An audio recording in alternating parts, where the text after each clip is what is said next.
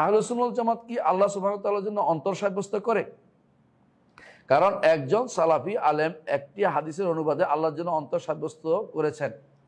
আহলে সুন্নাত ওয়াল জামাতের আকীদা হচ্ছে আল্লাহর জন্য অন্তর সাব্যস্ত করা যাবে না। অন্তর জিনিসটা মাখলুক সৃষ্ট।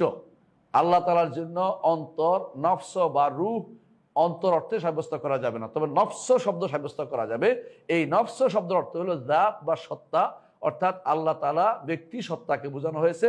আমরা যেমন একটা সত্তা, একটা মওজুদ অস্তিত্বশীল একটা সত্তাকে, একটা জিনিসকে বোঝানো হয়েছে, আল্লাহর জন্য নফস বলতে এটাই বোঝানো হয়েছে। ইউহাযযিরুকুমুল্লাহু নাফসাহু, আল্লাহ তার জাতের ভয় দেখাচ্ছেন, আমাদেরকে সাবধান করতেছেন যে তিনি এই নফস যত জায়গায় আসছে আল্লাহর জন্য সব অর্থ হচ্ছে এটা হলো জাত, এটা হচ্ছে আল্লাহর সত্তাকে বুঝাইছে, এটা কোনো গুণকে বুঝাই নাই।